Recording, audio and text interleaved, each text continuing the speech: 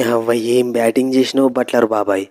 54 బాళ్ళల్లా 97 runs, 11 ఫోర్లు, 4 సిక్స్లు. ముఖ్యంగా మిచెల్ స్టార్క్ వేసిన 18 ఓవర్ల 5 ఫోర్లు వరుసగా చంపి వారు వన్ సైడ్ చేసి పడేసినావు. నన్ను ఎదిరిస్తే చిరాకు, నాకు ఎదురొచ్చినోనికి అరిటాకు.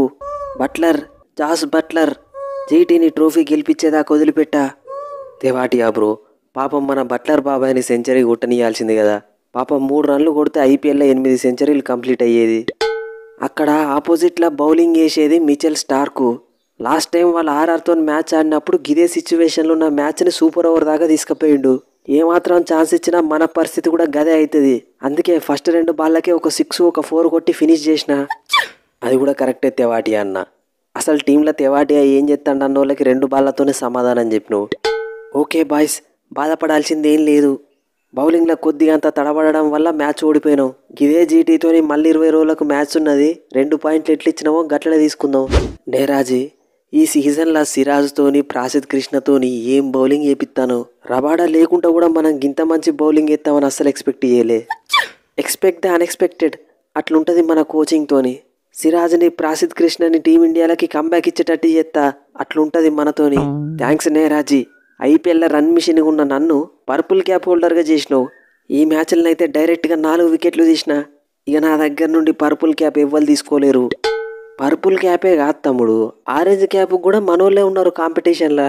పర్పుల్ క్యాప్ నీకు, ఆరెంజ్ క్యాప్ సాయి సుదర్శన్కి, లేకపోతే జాస్ బట్లర్కి. మరి ట్రోఫీ? అరే ట్రోఫీ కూడా మనకే తమ్ముడు, అన్నీ మనకే. అంతేనా?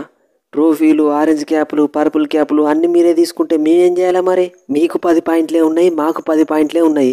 ఏదో నెట్ రన్ రేట్ వల్ల మీద ఉన్నారు గంతే. మా నెక్స్ట్ మ్యాచ్ ఎల్ఎస్జీతో గెలిచి మళ్ళీ టేబుల్ టాప్లోకి పోతాం. మన నెక్స్ట్ మ్యాచ్ ఎవరితో ఉన్నది తెవాటియా బై? మన నెక్స్ట్ మ్యాచ్ కేకేఆర్తోని, డిఫెండింగ్ ఛాంపియన్స్. వామ్మో, వాళ్ళు కూడా డేంజర్ టీమే. వాళ్ళతో కూడా నీ అవసరం పడచ్చు తెవాటియా బై. అవసరం పడ్డప్పుడు మెరుపు తీగ లెక్క ఎంట్రీ చేయడానికే కదా నీ టీంలు ఉన్నది. ఆ మ్యాచ్ కూడా మనదే, నువ్వు ఫిక్స్ అయిపో. పరాక్ తమ్ముడు, మొన్నటి మ్యాచ్లో డీసీతోని లాస్ట్ ఓవర్లో 11 రన్స్ కొట్టకుంటూ ఓడిపోయినావు. సరే అప్పుడంటే మిచెల్ స్టార్క్ వేసిండని లైట్ తీసుకున్నావు. ఇవాళ ఏమైంది తమ్ముడు? ఆవేష్ ఖాన్ బౌలింగ్లో కూడా 9 రన్లు కొట్టలేదు. బ్యాడ్ లక్ అన్నా, ఈ సీజన్ మనకి బ్యాడ్ లక్ బంక పట్టినట్టు పట్టుకున్నది. 2 మ్యాచ్లు ఈజీగా గెలిచేటి ఓడిపోయినావు. ఈ మ్యాచ్ అయితే వారు వన్ సైడ్ అయిపోయిన మ్యాచ్. 6 వికెట్లు, 9 రన్స్, ఆవేష్ ఖాన్ బౌలింగు. అయినా కానీ ఓడిపోయినావు. జూరల్ తమ్ముడు, 20 లక్షల నుండి నిన్ను 14 కోట్లు ఇచ్చి రీటైన్ చేసుకుంటే నువ్వేమో లాస్ట్ ఓవర్లో సింగిల్ తిత్తాను. మనం వదిలిపెట్టిన బట్లర్ ఏమో జీటీని మ్యాచ్ల మీద మ్యాచ్లు గెలిపిస్తాడు. ఏంది జూరల్ తమ్ముడు? అదేందన్నా నన్ను ఒక్కడే అంటాను? మన ఆస్థాన ఫినిషరు పందిపిరల ఎట్మేర్ కూడా ఉన్నాడు కదా, ఆయన మ్యాచ్ ఫినిష్ చేస్తాడు కావచ్చు అనుకుంటే అవుట్ అయిపోయి మనల్ని ఫినిష్ చేసిండు. నేనన్నా 19 ఓవర్ల 2 ఫోర్లు కొట్టి మ్యాచ్ని దగ్గర దాకా తెచ్చిన. నువ్వేం చేసినావు జూరలు? 5 బాళ్ళకు 6 రన్స్ కొడితే నువ్వే ఒక 6 కొట్టి ఫినిష్ చేస్తావు కావచ్చు అని నేను అనుకున్నా. అబ్బా, మంచిగా దొరికిలివే ఇద్దరు. నువ్వు ఫినిష్ చేస్తావు కావచ్చు అని ఆయన అనుకుంటాడు, ఆయన ఫినిష్ చేస్తావు కావచ్చు అని నువ్వు అనుకుంటాను. మీ ఇద్దరు కలిసి సక్సెస్ఫుల్గా మన టీంని ఫినిష్ చేసిళ్ళు. ఇంకేముంది, పిసుక్కోవడమే. నాకు రన్స్ కొట్టాలన్న ఇంట్రెస్ట్ పోతుంది. ఆర్సీబీ మీద 75 రన్స్ కొట్టిన, మ్యాచ్ మింగింది. మొన్నటికి మొన్న డీసీ మీద 51 రన్స్ కొట్టిన, మ్యాచ్ మింగింది. ఇవాళ 74 రన్స్ కొట్టి వారు వన్ సైడ్ చేసి పడేసిన, అయినా కానీ మ్యాచ్ మింగింది. మీకంటే 14 ఏళ్ల పిల్లగాడు వైభవ్ సూర్యవంశీ బ్యాటింగ్ మంచిగా చేసిండు. తమ్ముడు ఐపీఎల్లో డెబ్యూట్ బాల్లోనే 6 చంపిండు. కరెక్ట్వే జైస్వాలు, గీ ఎట్మైరు, జూరెలు, గా సూర్యవంశీ బ్యాటింగ్లో సగం చేసినా కానీ మనం ఈ మ్యాచ్ గెలిచేటోళ్ళం. అయినా శాంసన్ బ్రో, ఊకే నన్ను జూరెల్నే అంటానో కానీ గా సందీప్ శర్మ ఎట్లాంటి బౌలింగ్ ఎత్తాడో చూస్తానవా? ఢిల్లీతోని మ్యాచ్లో లాస్ట్ ఓవర్లో 16 రన్స్ ఇచ్చిండు. ఇవాళ మ్యాచ్లో లాస్ట్ ఓవర్లో 27 రన్స్ ఇచ్చిండు.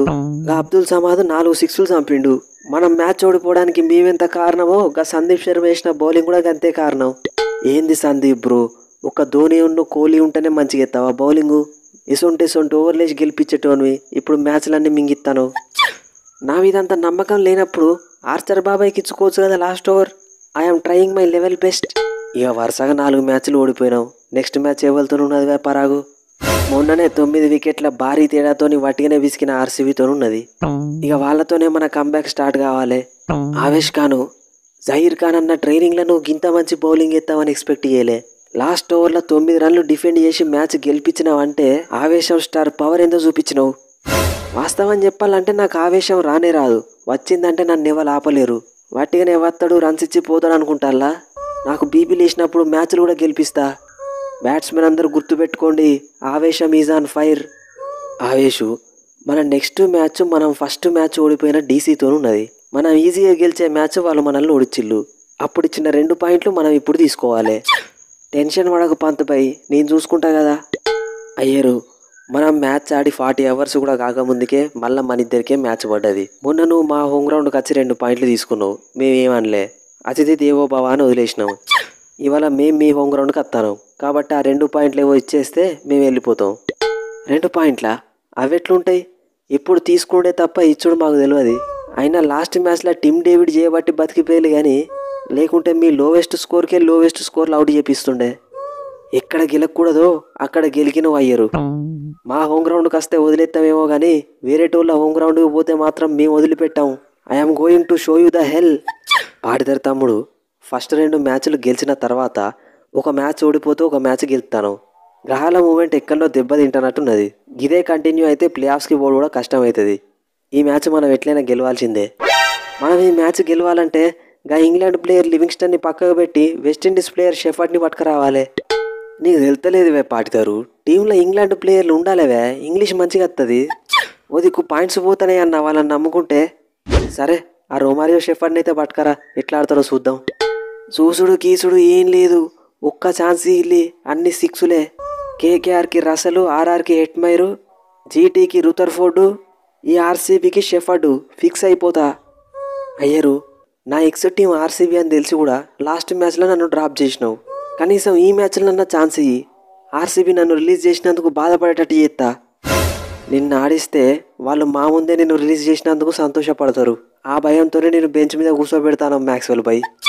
అరే, బౌలింగ్ మంచిగానే ఎత్తాను కదా అయ్యారు.